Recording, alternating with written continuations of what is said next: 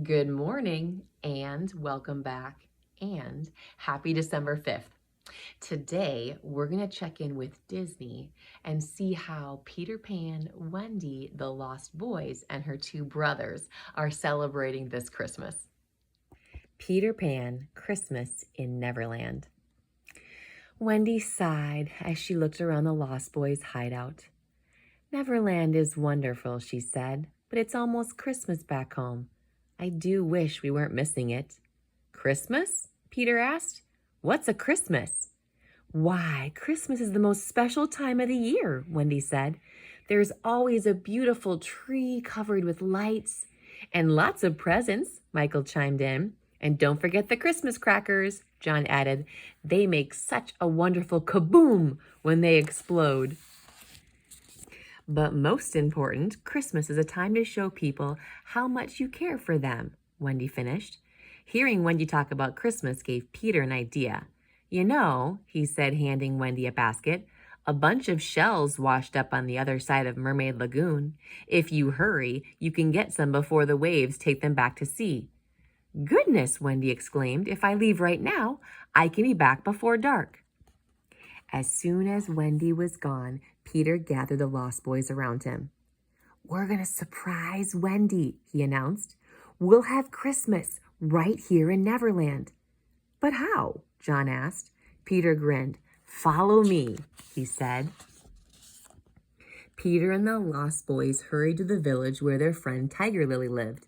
We need presents for Christmas, Peter told the princess, and an extra special gift for Wendy. Do you have any ideas? I know just the thing, Tiger Lily replied. While Tiger Lily helped Peter make a beautiful beaded necklace for Wendy, her father taught the Lost Boys how to make arrowheads. Everyone had fun making their gifts. Peter and the Lost Boys thanked Tiger Lily and her father. Then they rushed off to keep preparing their Christmas surprise. The boys took the gifts back to their hideout. Then they set off on a raid of the Jolly Roger. Peter, why are we here? John asked as they hid in the pirate ship's sails. Surely these savage buccaneers know nothing about Christmas. That's true, but they know an awful lot about making things explode, Peter said. I'm going to swipe some powder from their cannons to make our Christmas crackers. Captain Hook was so busy watching for the crocodile that he didn't notice Peter duck into the Jolly Roger storeroom. Moments later, Peter burst onto the deck carrying a bulging bag of powder. He tossed a handful right into Captain Hook's face, making the pirate sneeze. Achoo! Thanks for the powder, you codfish, Peter Pan shouted. I'll get you for this, Pan, Captain Hook yelled as the boys raced away laughing. Next, Peter and the Lost Boys scouted the forest for the perfect Christmas tree. But when they got the tree back to their hideout, Peter frowned. This tree doesn't look so special, he said. That's just because it doesn't have any decorations yet, John assured him. The Lost Boys went to work. Soon every branch of the tree was decorated with buttons and acorns, arrowheads and seashells, and long garlands of flower. In no time, the Lost Boys transformed the hideout. Beneath the festive tree stood piles of presents and stacks of homemade Christmas crackers. But something was still missing. The lights, Peter exclaimed. Where are the lights? You may have to do without them, John began. But before he could finish, a clever grin flashed across Peter's face. I'll find a way to make our tree light up, he vowed, or my name isn't Peter Pan. Tinker Bell started jingling, but Peter interrupted her. No time for chit-chat, Tink, he said. Let's go. Peter Pan and Tinker Bell flew through the sky, racing the setting sun all the way to Mermaid Lagoon. The mermaids waved at them from the glittering water. Peter, they cried, come tell us one of your stories. But Peter didn't have time for stories. Wendy would be home soon, and the Christmas tree still needed lights. The mermaids shook their heads. I don't think we can help with that, one said when Peter explained what he needed. Why not? Peter asked. I've seen the way Mermaid Lagoon lights up at night. If you let me borrow your lights, I'll bring them back tomorrow. Mermaid Lagoon lights up because our fish glow in the dark, another mermaid explained as a fish swam by. The fish won't glow if they leave the water. By the time Peter and Tinker Bell got home, twilight had fallen. There's got to be some way to light that tree, Peter said.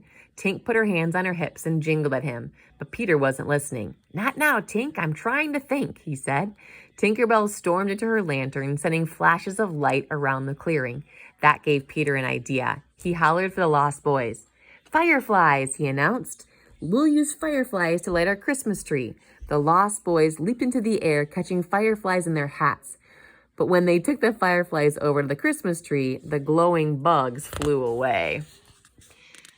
Peter sat down on an old stump. "It's no use," he said, defeated. "Christmas is ruined." Now, it's still a very nice tree," John said, "even if it is getting too dark to see properly." Tinkerbell peeked out of the lantern. Maybe now Peter would listen to her. She marched right up to him and started jingling and jangling as loudly as she could. Peter's eyes grew wide. "You mean you can make the tree light up?" he exclaimed. "Why didn't you say so before?" Moments later, Wendy returned to an unusually dark hideout. "Hello," she called. "Where is everyone?" Suddenly, a lovely glow filled the room as the Christmas tree began to sparkle with pixie dust. Wendy gasped as Peter Pan and the Lost Boys burst out of their hiding places. "Merry Christmas, Wendy!" they cheered. Wendy beamed and gathered the Lost Boys around her. Christmas had come to Neverland after all. I love how Peter tried to make Christmas so special for Wendy because she was missing it from back home. So we're going to take our gold nugget from Peter Pan, and our gold nugget is, I look for ways to bless others. Can you put your hand over your heart and say that with me? I look for ways to bless others. It really is the best way to live. And when you are looking for ways that you can bless somebody else's life, your mind stays focused on super positive things. And when you think positive, you begin to feel positive. One goes right after the other. So if you start planning surprises for people and just looking for ways to bless them, you're going to actually feel more positive about your entire life. So I encourage you this Christmas season, look for ways to bless those in your family, in your neighborhood, and any place that you know others. That can be any place in your town. Thank you so much for joining me here today. Remember, you can probably say this with me by now. You are seen, you are heard, and you matter. I love reading stories with you, and I love reading Christmas stories with you specifically. So I will look forward to seeing you back here tomorrow.